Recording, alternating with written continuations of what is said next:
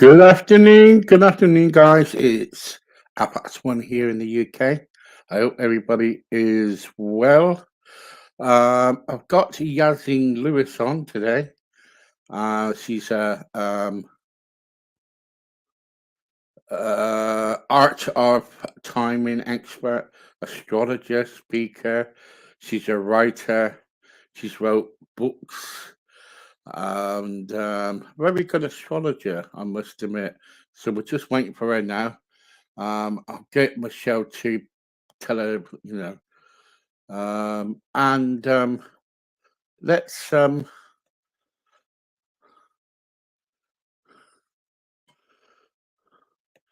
we're just waiting for Yazine now. I'll keep. I'll keep on getting her name wrong. Everybody else has got her name.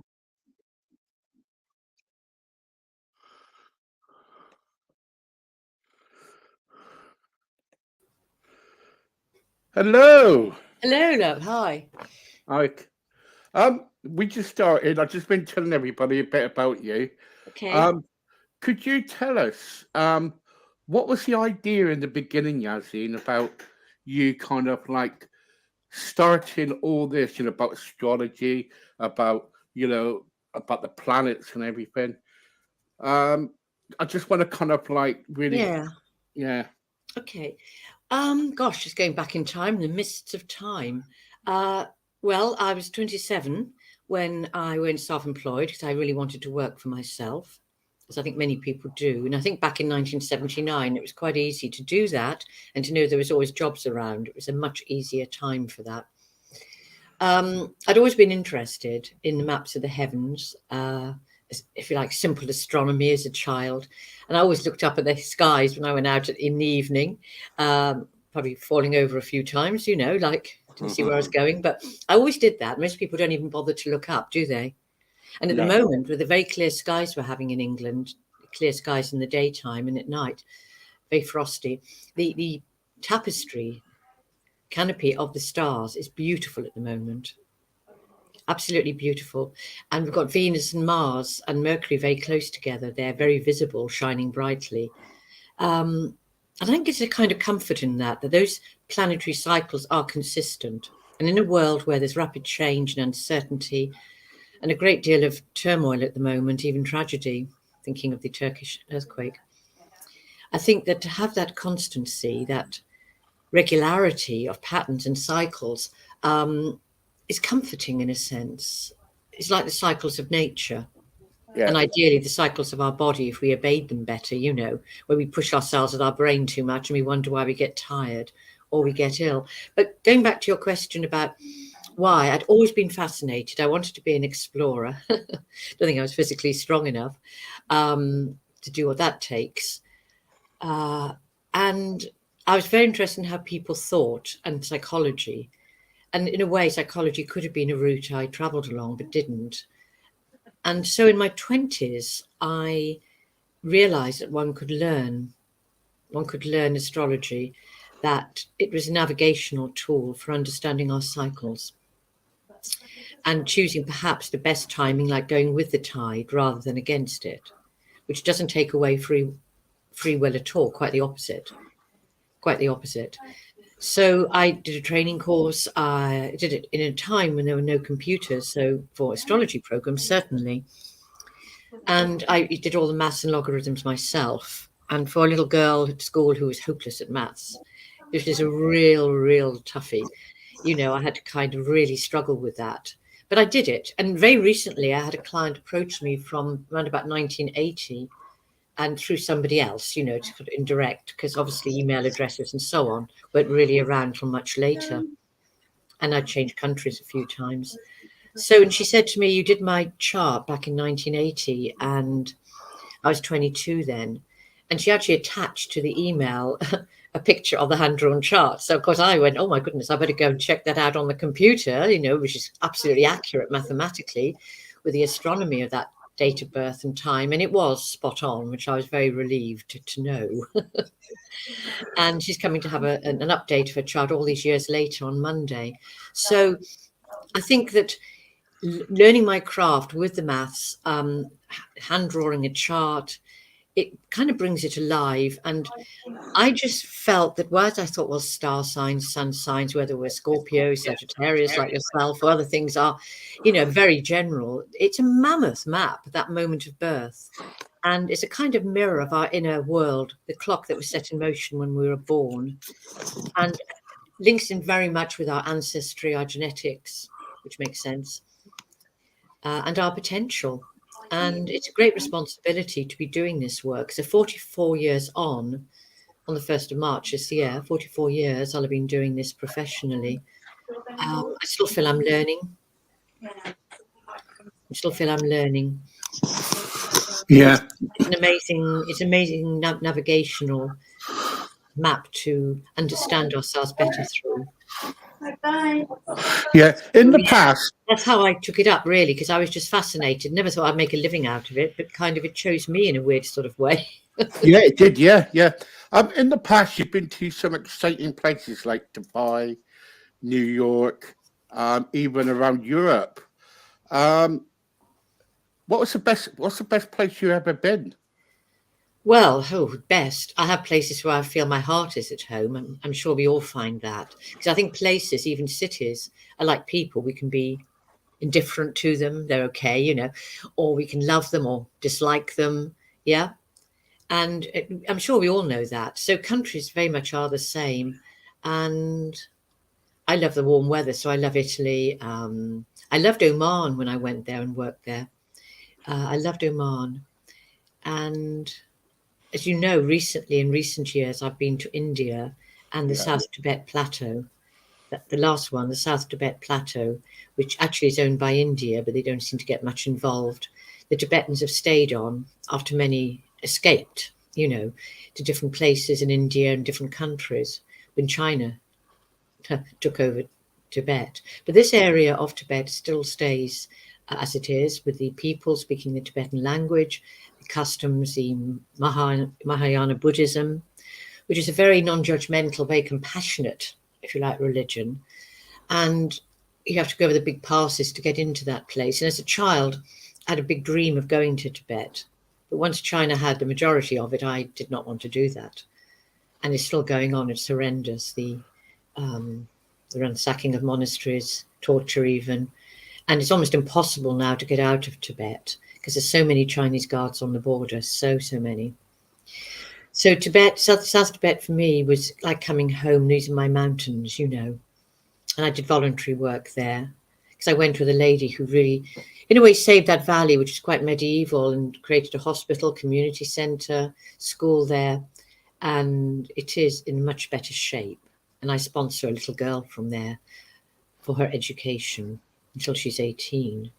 Oh, So, yeah. And I've just come back literally a few days ago, still jet lagged, from southern India. Southern India was interesting because I never really wanted to go there, but it's a very gentle place. I use the word happy. What is happiness? But always smiling, the people, the good manners, something I noticed. And even though the traffic's chaotic, it's very adroit. People don't hit one another. yeah. And I've been there recently to do some voluntary work and also to go through Kerala, which is highly, I'd call it advanced. The women are treated equally. The girls have a great education. It's mainly Christian now. There is Muslim and Hindu, but it's mainly Christian. And I went on the houseboats, the old houseboats on the backwaters of Kerala, which is a rather magical experience. And then I went up to this Tibetan monastery in an area called Bailakapur, where there's a huge Tibetan settlement. You see, the Tibetans got out in 1959 from Tibet when China took it over. And I think was it Prime Minister, it was Nehru at the time, he gave that land to the Tibetans. And it's about 15, call them villages, communities there, and a few monasteries. And I was very privileged with my friend who's helped a lot with the sponsorship of young monks who've escaped to for their education. She gets sponsors to, provide that income to educate them. And I stayed there several days, and that was very special, very peaceful. So I have great love of southern India, its gentleness, its quietness, its beauty. Yeah, yeah. Yeah. So yeah, no, I think things change, don't you find, Steve? We can always love people we've known a long while, even our family and so on, but we bring new things into our lives as we grow, and new places talk to us. Oh, Like yeah, definitely. Yeah, spirit of the definitely. place, you know. Yeah, yeah. It's definitely. I find it.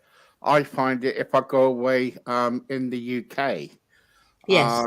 If I go, I pick certain places where I can go away, where I can spend some quietness to Mm. and reflect and and sort myself out. Yeah. No, but it's like the last like what, about 5 months now. I've been kind of like having a break from this, and I Yes. and I really needed it. I Good. needed to get myself together and sort myself out.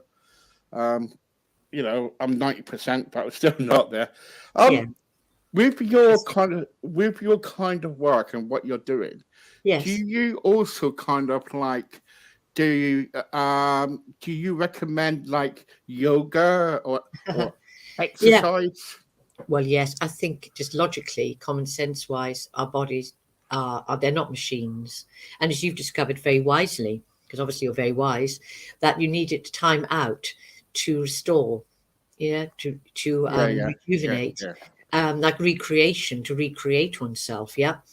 And because otherwise our bodies do tell us very big signs, give us very big signs to slow down. And it's really only the brain that doesn't. yeah, Yeah, yeah, everything else in nature, dance, music, the body knows it has to have pauses yeah, and yeah. conversation. So what you've done is to actually give yourself that pause so you can live longer and bring new life into what you're doing, and honor yourself as well in the process. Because we all know the world will get on without us. It's no good saying, that actually, no, I've got to keep going that bit longer. How will they cope without me? Blah, blah, blah. People say that all the time. I see particularly women. And actually, people do survive very well without us if we're out of action for a while or we die. And it gives opportunities for people to step into our shoes a bit, to discover roles they haven't lived before, and not just to be looked after. So yeah, I think you're right that we need to do these things. And yoga is not something I'm very good at or particularly want to do. It doesn't work with my body, but it does work for many people, and it's been proven to lower blood pressure, to make one more flexible, to not have so much arthritis, all sorts of things. And I think the ancients really knew their stuff that way.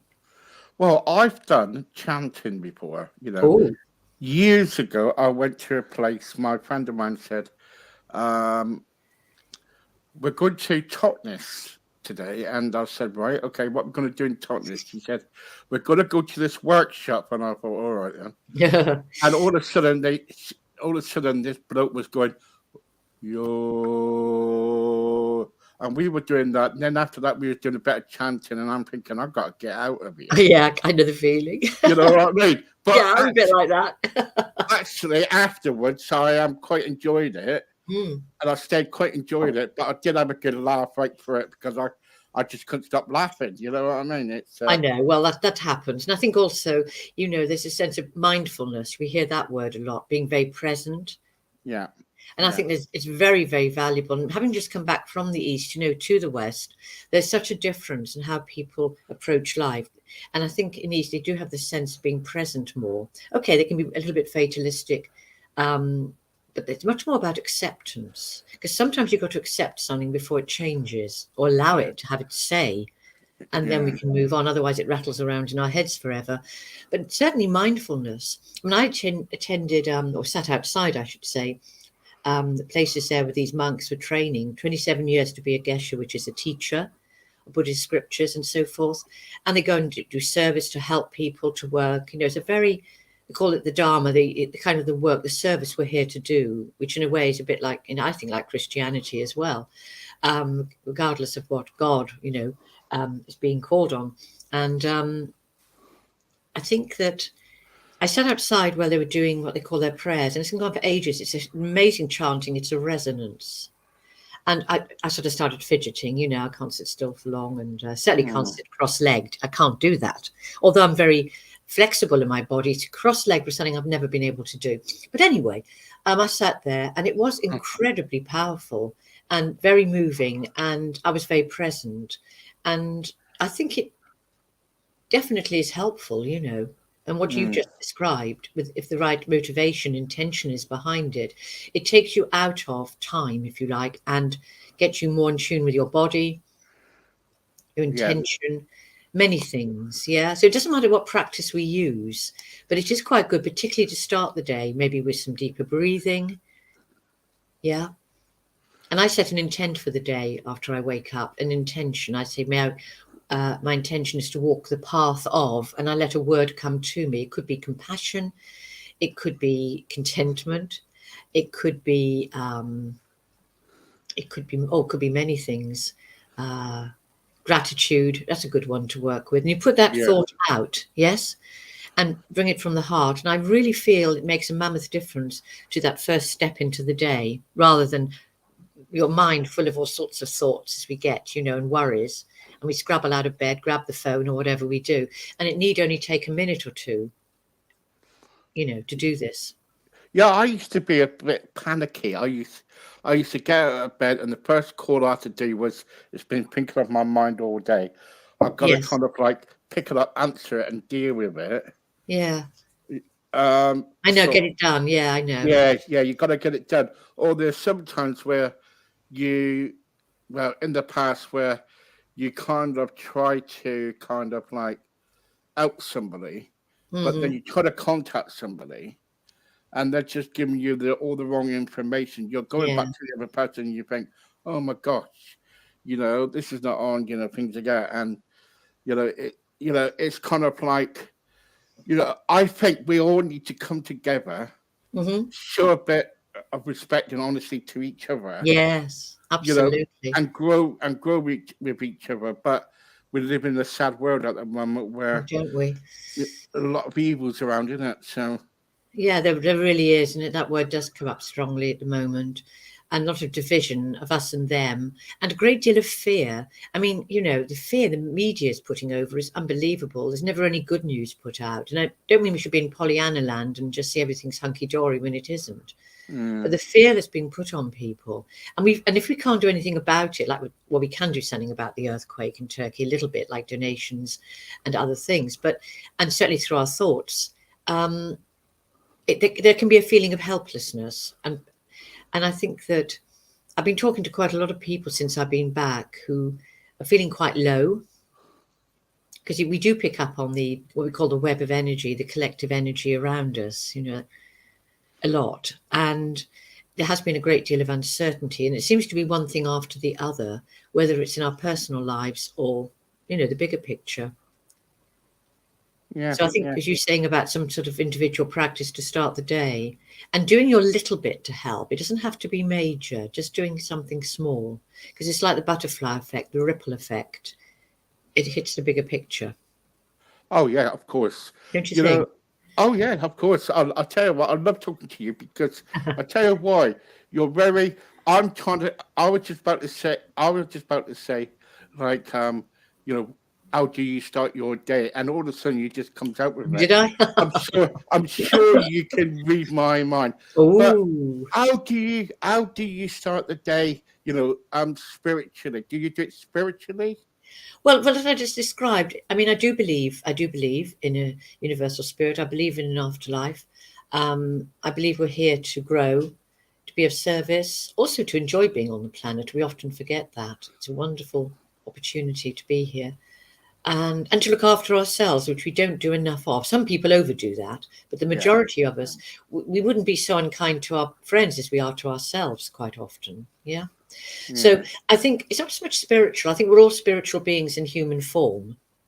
So when I hear people say, "Oh, I'm very spiritual," I try not to giggle. You know. Yeah. Yeah. Yeah, I Yeah. really find that expression weird. Um, so I do believe in prayer. When I go to sleep, I do put out gratitude. I don't make a big thing of it, you know, but gratitude for my day, things that have happened, and Mm. to people who are suffering in the world. But obviously, people I know, there's a lot of people around me who are ill. And I think the older we get, the more that's going to happen, isn't it? Oh So yeah. Yeah. people leave. And so I do something simple because I'm not a meditator. I just can't. It's just not me. But some people, you know, that's very important to them. They can do hours of it.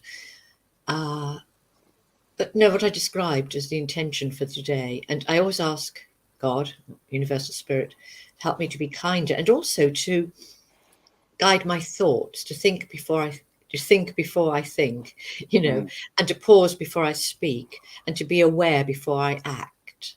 I think those three things are quite important: thinking, speaking, acting, action. And to actually ask for that guidance to be more aware of those things. right. Okay. And of course, Um, it doesn't always follow through. I always get it wrong and get impulsive or say something I shouldn't or act. But you know what? Sometimes it really helps. but don't we all get, but we all get things wrong anyway, don't Of we? course we We're do. not We're perfect. human. Yeah, We're of course we human. do. We're Yeah. spiritual beings in a sense, part of God, having a human experience, and we are. And actually, it's nothing worse than trying to be too perfect. It's very boring when someone does that.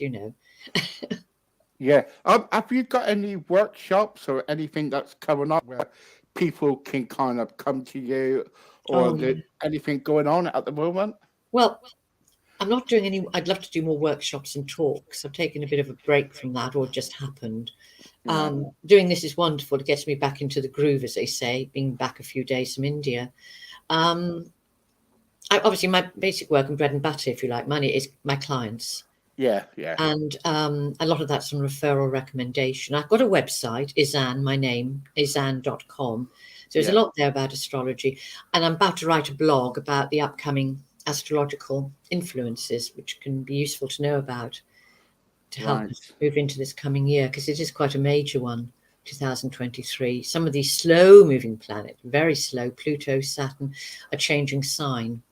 They're like, I call this a transition year. Yeah. Do you believe Mm. in the papers lately they're saying that they find these black holes, and they say that they also saying these stars are going to collide, Oh, goodness. and That's a bit of, do you believe in all that, or Well, it depends where this source is coming from. These things can always be verified or Googled, and if it provide a link to go into. Um, it depends where it's coming from. There's an awful lot of rubbish as well. You've yeah, just got to verify it for yourself. And that's the whole thing about the media. It's not that there's some conspiracy theory going on, but I do think journalism has changed enormously, and particularly with the BBC, ITV, almost like they're told what to say. That's what we put yeah, over, and journalists have admitted to that. And it used to be different journalism. They'd go to the place, they'd talk to the people directly. It's changed, yeah, and there's something about when we hear all this, some of it is like fake news as well. It's not accurate, and it's important to get it verified. Do Yeah. you think of what the media put in our papers, or what they do Mm. on the news say?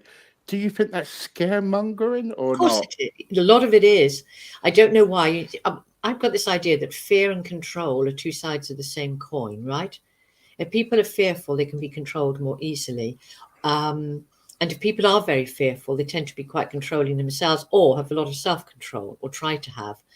And fear definitely suppresses the immune system. And I saw a lovely thing on Facebook, a kind of cartoon where a guy's looking at the TV and his voice is saying, you know, what can we do about fear?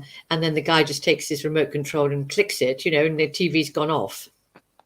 Oh, just A lot of don't. people I know aren't watching the news so much now. They're just not. Yeah, they're definitely not.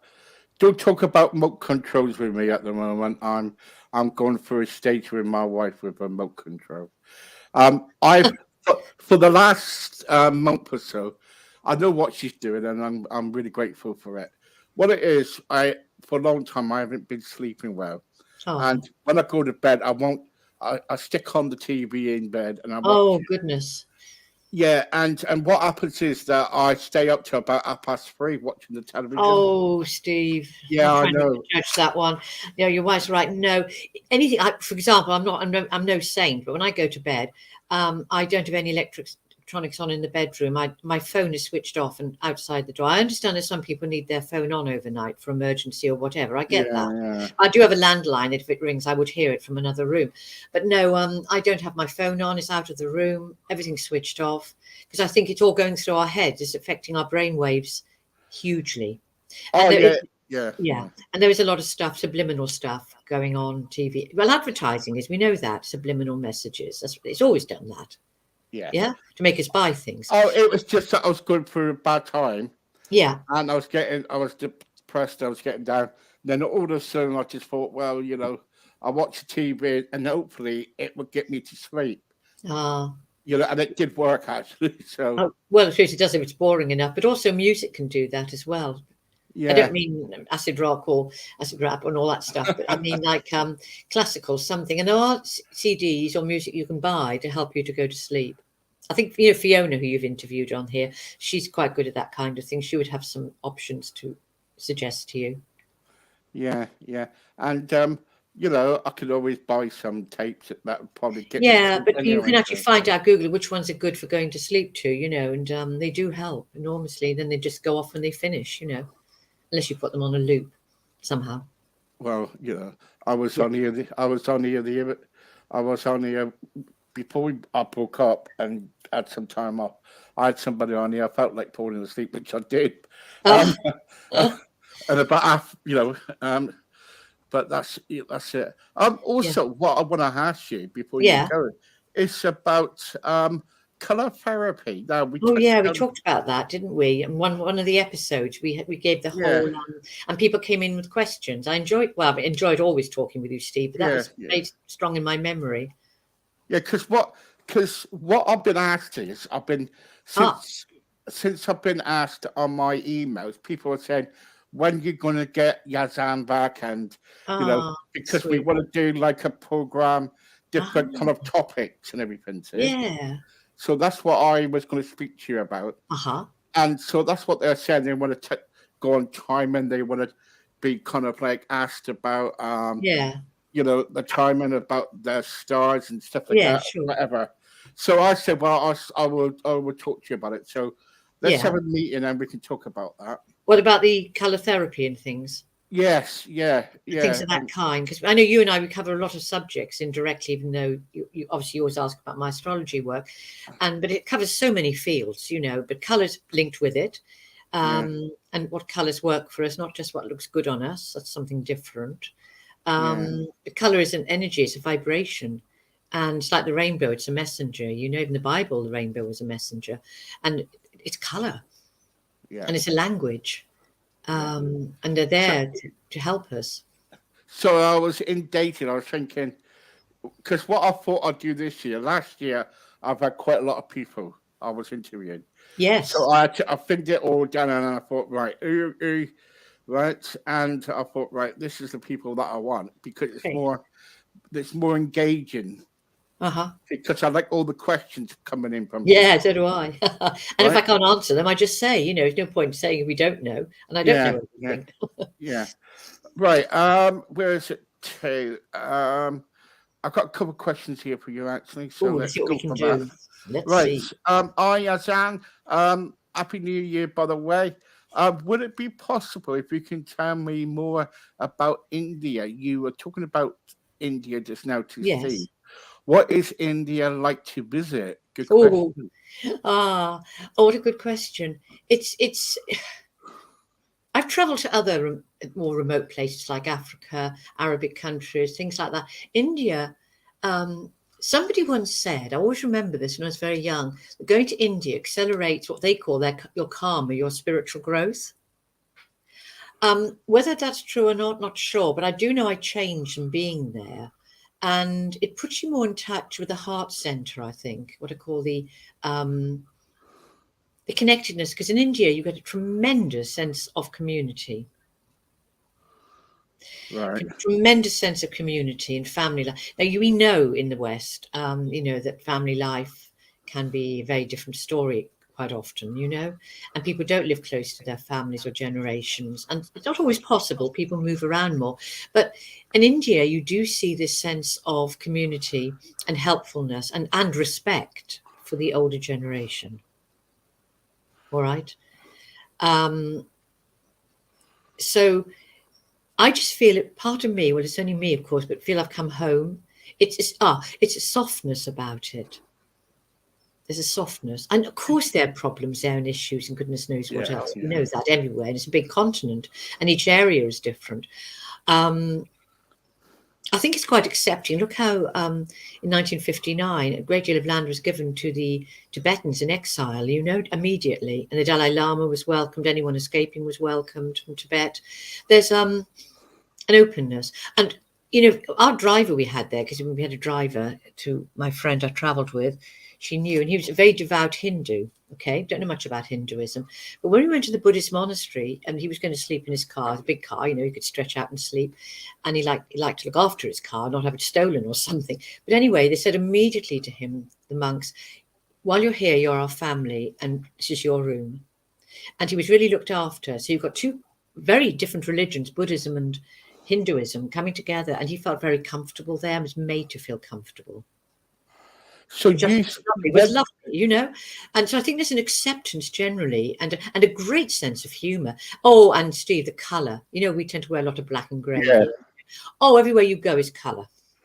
Yeah. You know, I don't know if that answers the question at all, but it's your own individual experience. But people are very drawn to India. The south and north are very different. So as you say, the south of England and north of England are very different, but. Yeah, Becky said, "Hi, Steve. Nice to hear you come back.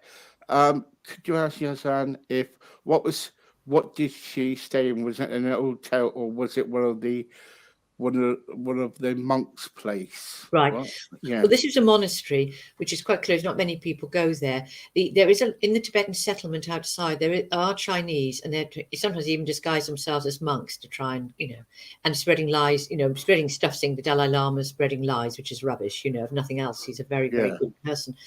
And so I think, you know, it has to be careful, big permits to stay there. So it's a kind of closed monastery. It's a teaching monastery. And the moment the little ones training to be monks have come out of not just Tibet, but Nepal, Sikkim, Ladakh, because quite often the second son of a family becomes a monk. And they do that, and they can leave at 18 without any judgment whatsoever. They get a fantastic community there, you know, looked after. Yeah. And one of the older monks looks after a little one. It's quite lovely to see because these monks are celibate, but they get to be a parent as well, you know. It's lovely. Yeah. Okay. No, so I was there and I was given a room when a monk gave me his room, and it was beautifully clean and everything, and it was lovely. And because my friend sponsors monks in their education, it was a great honour they felt for her to come, you know, and to bring me as well. But the other places, on the way up the southwest coast, we hardly saw a white person, because we were staying in places out of the way that my friend had contacts and doing tours in India many times, and we were staying in quite lovely places. But there were Indians there, and also the quietness. And most Indians like to eat in their rooms, so we're having the restaurant, if you like, outside to ourselves. So there was this gentleness and kindness and friendliness, and the quietness, you know, which was extraordinary. So we stayed at these little what I call resorts, but not as we know them. And we travelled up that southwest coast. And I can't tell you the beauty, Steve, the tea and coffee plantations. They take a great pride in their environment. Everywhere you go, you see these notices about the environment. Yeah. Beautiful. It is beautiful. It's not perfect. Of course it isn't. But I think you go there and you go into a kind of time and space warp. So for me coming back, even with 5.5 hours time difference, it was more, I think, obviously the drop of temperature from 30 down to what we've got now. But more than that, it was the culture, the atmosphere, the foods, of course, which are all fresh. All the food is fresh, picked that day or whatever, you know. A lot of it's vegetarian, gentle curries, and it's fresh. It's not processed. So, and I didn't get a stomach bug at all. It's very clean there. We have this image of India as not being so from the past, but oh no, it's good. Brilliant. So I do recommend anyone to go. Yeah, it's about, I flew into Bangalore, it's 11-hour flight, you know, but one can do that. Is that expensive? Yeah, it can be. Yeah, it can be. It just depends on the deals. After lockdown, things have got expensive, but I really wanted to go to help people there, and you know, in the Tibetan settlement and things, and my friend really got us some very good deals, if you like, because of the contacts she has. Brilliant, really good. Right, okay, we got to go, guys. But Okay. thank you so much for telling us about, about your kind of like stay in India and Mhm. what you do and everything. What we'll Thank you. do, me and Yazan will get together and Yeah, we let's will have a talk. chat. Yeah, Mhm. and we'll see what we can do to help you guys out there. Oh, And yeah, I want to help. Anything I can do to help the listeners, watchers, definitely. yeah, okay. So All I'm right, gonna Steve. go, and I'll All right. speak to you a bit later. Bye bye for now. Look forward to that, Steve. Goodbye for now to all of you. Bye. Bye. Bye.